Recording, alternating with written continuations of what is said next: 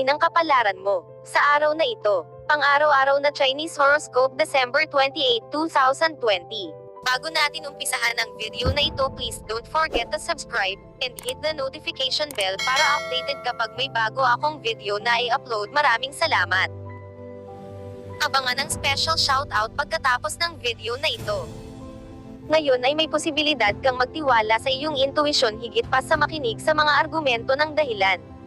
Ang araw ng ahas ay nagpapabuti ng interes sa lahat ng bagay na mastiko, nagtatakda ng isang mapanlikha na kalagayan. Sa Lunes, dapat mong ayusin ang iyong sariling mga damdamin at saloobin, at maghihintay ang mga bagay.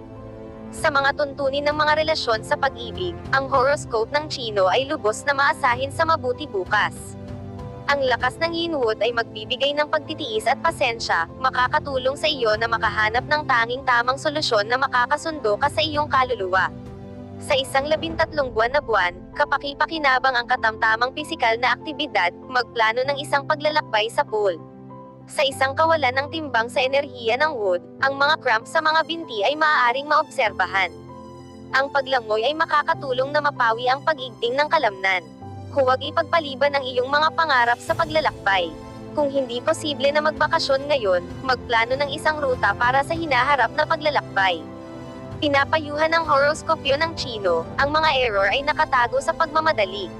Rat Horoscope. Ang Chinese horoscope para sa daga bukas ay tumatawag sa iyo upang buksan ang iyong puso sa pag-ibig.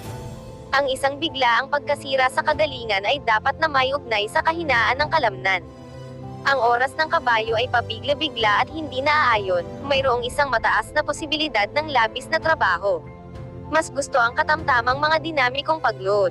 Kung nagmamalasakit ka sa hinaharap ng bata, paunlarin ang kanyang pagkatao.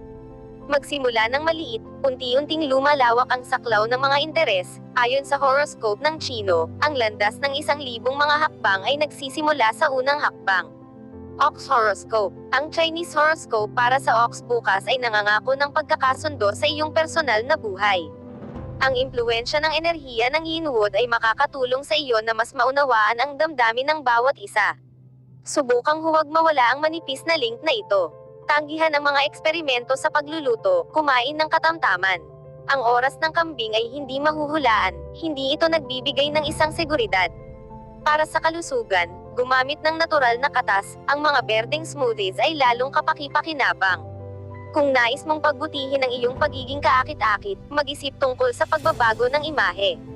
Huwag tumugon sa pagpuna, nagpatotoo ang horoscope ng Chino, isang magandang ibon lamang ang nakatanim sa isang hola. Pahintulutan ang iyong sarili na maging mas maliwanag.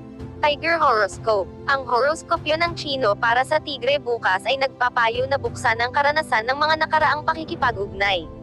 Huwag ulitin ang mga nakaraang pagkakamali, maging labis na magalang at maging maislan. Ang ika-13 buwan ng buwan ay kanais-nais para sa pagpapabuti ng kalusugan. Sa kakulangan ng lakas na wood, maaaring maganap ang mga problema sa likod. Upang palakasin ang tono ng kalamnan, isagawa ang Iyengar Yoga Asana Complex. Kung ang isang matagal ng kaibigan ay hindi katulad ng inaakala mong siya, huwag panghinaan ng loob. Ayon sa horoscope ng Chino, ang isang kabayo ay kinikilala sa pagsakay, isang tao sa komunikasyon. Karapatan ng bawat isa na magkamali, makakahanap ka pa rin ng mga totoong kaibigan. Rabbit Horoscope. Ang Chinese horoscope para sa koneho para bukas ay nagpapayo na makagambala sa mga karanasan. Ang malambot na enerhiya ng Yinwood ay magpapadulas ng iyong mga karanasan. Huwag subukang panatilihin ang mailap na pakiramdam ng una sa iyo ay naghihintay para sa isang bagong relasyon. Ang isang komplikadong pagsasanay sa paghinga ay makakatulong upang makayanan ang hindi pagkakatulog at sakit ng ulo. Ang malambot na enerhiya ng oras ng Ox ay nagbibigay ng isang pakiramdam ng kapayapaan at panloob na kalayaan. Kontrolin ang iyong paghinga sa pamamagitan ng pagtuon sa bilang. Sikaping paunlarin ang iyong mga talento anuman ang edad. Kung wala kang sapat na pagganyak, pakinggan ang payo ng Chinese horoscope, huwag matakot sa mahabang paglalakbay, matakot sa matandang puso. Walang pagod na paghahanap para sa iyong pagtawag. Dragon Horoscope. Ang Chinese horoscope para sa Dragon bukas ay tumatawag sa iyo upang ibagay sa isang confidential na dialogo. Huwag madala ng mga tanak na inumin, lalo na sa gabi. Ang oras ng aso ay maaaring humantong sa pagtaas ng pagkabalisa, at bilang isang resulta, mga abala sa pagtulog. Ang luya na tiyaan na may pulot ay nagdudulot ng mahusay na mga benepisyo sa kalusugan. Kung hindi ka nasiyahan sa resulta, huwag magmadali na sisihin ang iba sa kabiguan. Naniniwala ang horoscope ng Chino, ang isang malakas na commander ay walang mahina na mga sundalo. Trabaho ang iyong sarili at magbago para sa ikabubuti. Snake Horoscope. Ang Chinese horoscope para sa ahas bukas ay nangangako ng pagkakaisa sa mga relasyon. Kung nakatuon ka sa isang seryosong relasyon, ang enerhiya ng Yinwood ay magpapataas ng iyong pagnanais para sa katatagan. Magagawa mong ipaliwanag ang iyong damdamin at siguraduhin na makamit ang katumbasan. Ang ika-13 buwan ng buwan ay kanais-nais para sa pagpapabuti ng kalusugan. Sa kakulangan ng lakas na wood, maaaring maganap ang mga problema sa likod. Upang palakasin ang tono ng kalamnan, isagawa ang Iyengar Yoga Asana Complex. Kung nakakaranas ka ng ilang pangkalahatang karamdaman sa buhay, huminahon.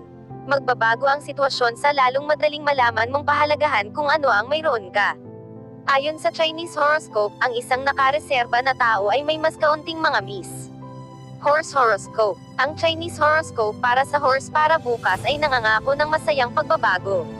Ang malambot, hindi nakakaabala na enerhiya ng Yinwood ay makakatulong sa iyo upang makakuha ng pabor sa iyong sarili. Sa mga usapin ng puso ikaw ay mapalad. Ang isang komplikadong pagsasanay sa paghinga ay makakatulong upang makayanan ang hindi pagkakatulog at sakit ng ulo. Ang malambot na enerhiya ng oras ng ox ay nagbibigay ng isang pakiramdam ng kapayapaan at panloob na kalayaan. Kontrolin ang iyong paghinga sa pamamagitan ng pagtuon sa bilang.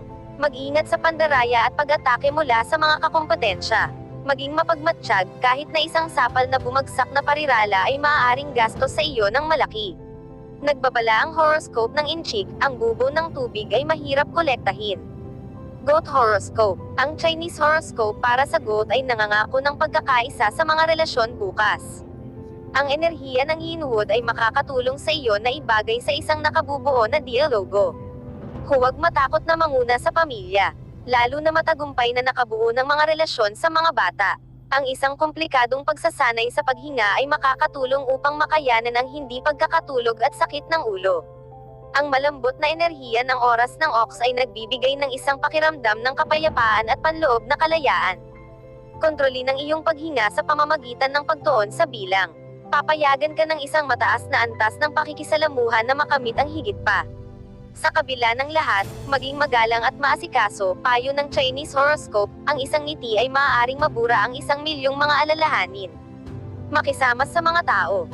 Monkey Horoscope. Ang Chinese horoscope para sa monkey bukas ay hindi nagbubukod ng romantikong mga relasyon. Ang malambot na enerhiya ng Yinwood ay makakatulong sa iyo upang maipakita ang iyong mga talento sa diplomasya. Maaari mong makuha ang puso ng sino mang nais mo. Sa isang 13 buwan na buwan, kapaki-pakinabang ang katamtamang pisikal na aktibidad, magplano ng isang paglalakbay sa pool. Sa isang kawalan ng timbang sa enerhiya ng wood, ang mga cramp sa mga binti ay maaaring maobserbahan. Ang paglangoy ay makakatulong na mapawi ang pag-igting ng kalamnan. Kung pinagmumultuhan ka ng mga kabiguan, ayusin ang mga dahilan. Ang inaangkin ng Chinese horoscope, maaaring walang mga alon ng walang hangin. Pagbutihin ang iyong sarili, maghanap ng mga bagong pagkakataon, malamang, nasa tamang landas ka.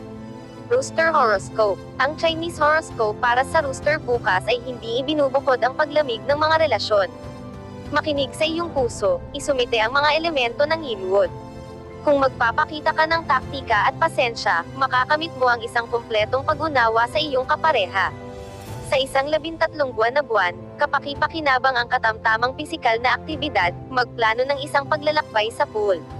Sa isang kawalan ng timbang sa enerhiya ng wood, ang mga cramp sa mga binti ay maaaring maobserbahan. Ang paglangoy ay makakatulong na mapawi ang pag-igting ng kalamnan. Kung hindi ka nasiyahan sa iyong trabaho, sumali sa propesyonal na paglago. Pagbutihin ang iyong mga kasanayan, palakasin ang kaalaman at kumuha ng mga bago. Tinitiyak ng horoskopyo ng Chino, mayroong isang limitasyon sa buhay ng tao, hindi sa pagtuturo. Dog Horoscope. Pinayuhan ng horoskopyo ng Chino para sa aso bukas na huwag gumawa ng matalas na mga komento sa isang mahal sa buhay. Ang epekto ng mga elemento ng wood ay makakatulong na pakinisin ang mga kakulangan na sandali sa pag-uusap. Sumuko kung hindi mo nais na maiwasan ang paghihiwalay. Sa isang 13 buwan na buwan, kapaki-pakinabang ang katamtamang pisikal na aktibidad, magplano ng isang paglalakbay sa pool. Sa isang kawalan ng timbang sa enerhiya ng wood, ang mga cramp sa mga binti ay maaaring maobserbahan. Ang paglangoy ay makakatulong na mapawi ang pag-igting ng kalamnan. Huwag kalimutan ang tungkol sa pangangailangan na tulungan ang mga kasamahan kung umaasa ka sa suporta ng pangkat ng trabaho. Hawakan ng iyong koponan, tiniyak sa iyo ng horoscope ng Chino, hindi ka makakalayo ng walang bangka. Pig Horoscope. Pinapayuhan ka ng horoskopyo ng Chino para sa baboy na sorpresahin ang iyong kasosyo. Makipag-usap, magbigay ng mga regalo ng walang dahilan, makakatulong itong ibalik ang pakiramdam ng pagmamahal. Ang ika-13 buwan ng buwan ay kanais-nais para sa pagpapabuti ng kalusugan. Sa kakulangan ng lakas na wood, maaaring maganap ang mga problema sa likod. Upang palakasin ang tono ng kalamnan, isagawa ang Iyengar Yoga Asana Complex. Minsan kapaki-pakinabang upang tingnan ang lahat ng nangyayari ng malayuan. Ang layunin ay tiyak na makakamtan, kung hindi ngayon, isang maliit na paglaon. Ipinaalala ng horoskopyo ng Chino, hindi mo maaaring durugan ang isang lumalagong puno na may bato. Special shout-out to the following. Special shout-out kay Ma'am Jocelyn Tenido, watching from New Jersey. Thank you for watching, Ma'am. Special shout-out kay Ma'am Ellen Seth, watching from Hong Kong. Thank you for watching, Ma'am. Special shout-out kay Ma'am Narcisa Aldan. Thank you for watching, Ma'am. Special shout-out kay Ma'am Marilyn Marcos, watching from Athens, Greece. Thank you for watching, Ma'am. Special shout-out kay Ma'am Liza Taping. Thank you for watching, Ma'am A. Special shout-out kay Ma'am Nasi Malax. Thank you for watching, Ma'am. Special shout-out kay Ma'am Leia Inday Nancy 26. Thank you for watching, Ma'am. Special shout-out kay Ma'am Merly Wada. Thank you for watching, Ma'am. Special shout-out kay Ma'am Leia from Baran. Thank you for watching, Ma'am. Special shout-out kay Ma'am Jane Aragyang. Thank you for watching, Ma'am. Special shout-out kay Ma'am Fatima Bibi. Thank you for watching, Ma'am. Special shout-out kay Ma'am Saf Sueso. Thank you for watching, Ma'am. Special shout-out kay Ma'am Jaluwena Mayday Human. Thank you for watching, Ma'am. Special shout-out kay Ma'am Maribel Arga. Thank you for watching, Ma'am. Special shout-out kay Ma'am Weng, watching from Hong Kong. Thank you for watching, Ma'am. Special shout-out kay Ma'am Nali Quinto. Thank you for watching, Ma'am. Special shout-out kay Ma'am Desiree Tesoro. Thank you for watching, Ma'am. Special shout-out kay Ma'am Nara Sapila. Thank you for watching, Ma'am. Special shout-out kay Ma'am Beth Soriano. Thank you for watching, Ma'am. Special shout-out kay Ma'am Shirley Serato. Thank you for watching, Ma'am. Special shout-out kay Ma'am Melody Long. Thank you for watching, sir. Special shout-out kay Ma'am Maria Fe Escudero. Thank you for watching, Ma'am. Special shout-out kay Ma'am Joan Cruz. Thank you for watching, Ma'am. Special shout-out kay Ma'am Virginia Nagit. Thank you for watching, Ma'am. Kung gusto mong magpa-shoutout sa next video, comment na. Maraming salamat sa panonood, mga kapatid. Sana'y nagustuhan nyo ang video na ito. Please don't forget to subscribe and hit the notification bell para updated ka pag may bago akong video na i-upload. See you on my next video.